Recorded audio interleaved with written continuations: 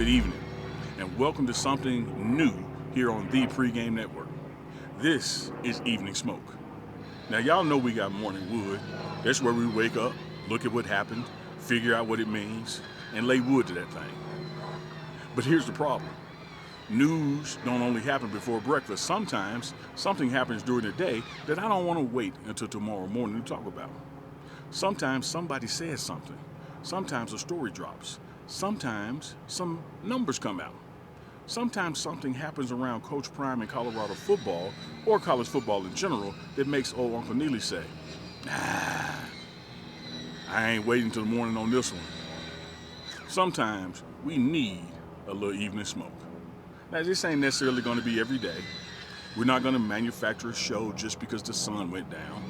But when something happens during the day that's worth talking about, something worth discussing, something worth challenging, something worth putting a little smoke on, we're going to come right here. Same Uncle Neely, same The Pregame Network, same philosophy. We ain't chasing the conversation. We're going to have the conversation. So welcome to the very first edition of Evening Smoke. And, oh boy, did something give us something to smoke on today, because apparently the prime effect is wearing off. Front Office Sports came out with some numbers about the primary. And the numbers, they're real. According to ESPN data cited in the report, Colorado games on ESPN averaged approximately 6.1 million viewers in 2023.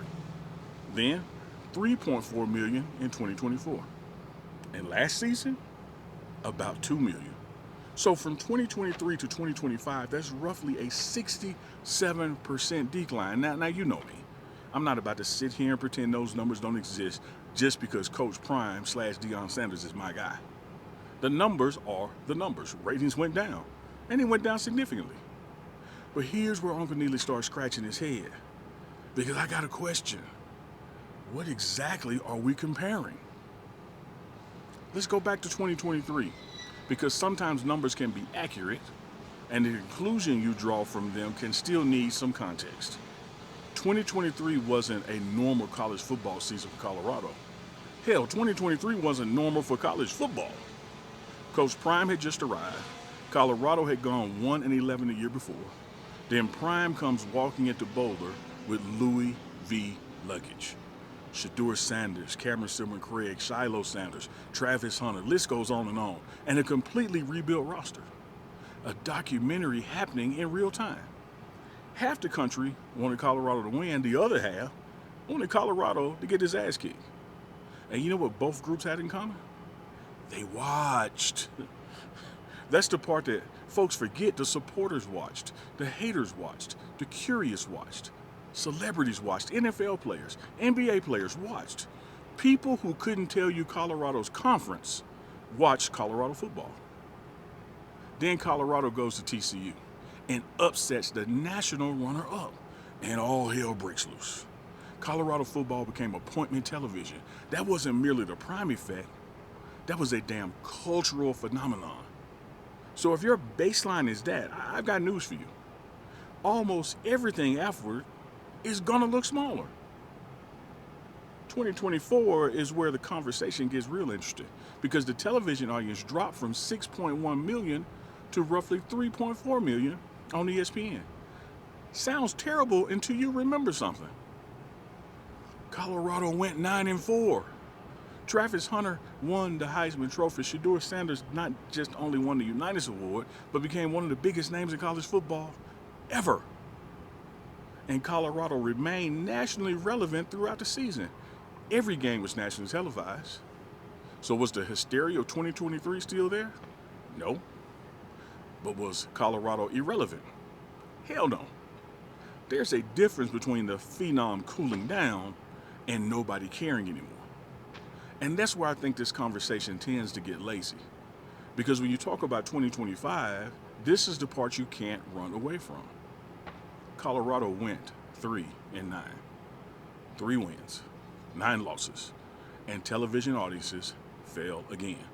Approximately 2 million viewers for the ESPN games that were cited in that report. So, okay, here's my question. What did you expect? I mean, seriously, you lose Shedeur Sanders, you lose Travis Hunter, You lose Shiloh Sanders, you lose two of the biggest individual stars associated with this entire Colorado experiment, and you go 3-9. What exactly did we think was going to happen to television ratings? Did you think they were going to go up? Come on, man. Winning matters. Stars matter. Storylines matter. And when you're losing football games, eventually casual viewers find another football game. That's not a Coach Prime phenomenon. That's television. So you ask, is the Prime effect dead? Now we're getting to the question I actually care about, because I don't think 2026 is about recreating 2023. I think trying to recreate 2023 would be stupid. That moment was unique. You can't manufacture it again. But what Coach Prime has an opportunity to prove now is actually more interesting. Can Colorado create a second act? No Shador, no Travis, no Shiloh, new coordinators, different personalities, different stars, different football team. Brennan Marion running the go-go offense, Chris Marv rebuilding a defense, Juju Lewis stepping into the spotlight, a running back room that Colorado believes can completely change the identity of this offense. A linebacker room with 2 Butkus Award watchlist players. An offensive line that Coach Prime believes finally has legitimate depth.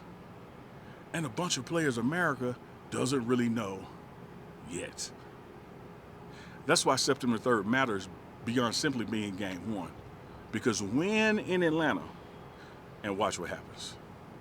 When Colorado beats Georgia Tech on ESPN, Juju Lewis plays well, the go-go looks good, the defense looks differently, and suddenly, guess who everybody's talking about Friday morning, September 4th? Colorado again. But here's the dirty little secret about the so-called Prime effect.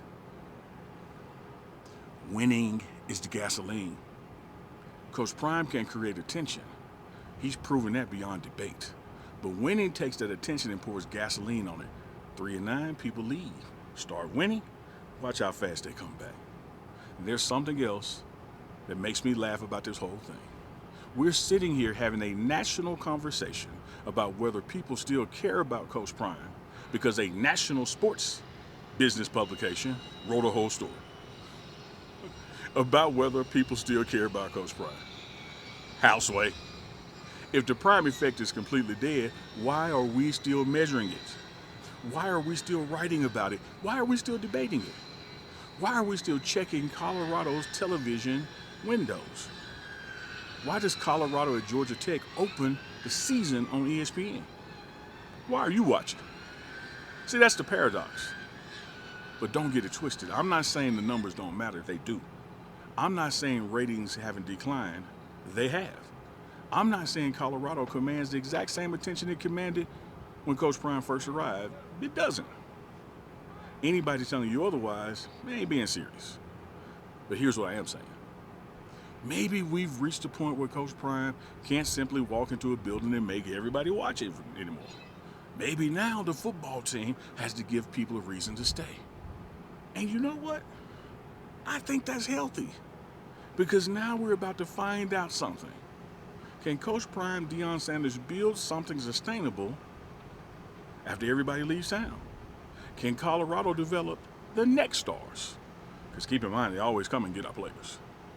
Can Juju become appointment television? Can Brennan Marion's offense capture people's imagination? Can Chris Marr build a defense that makes people respect Colorado instead of merely talking about Colorado? And most importantly, y'all, can Colorado win? Because when they do, I don't think we'll have to debate whether the Prime effect still exists.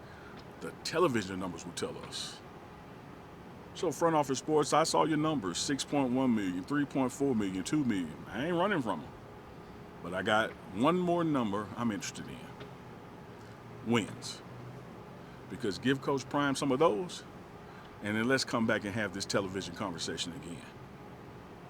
Maybe the Prime effect is dying.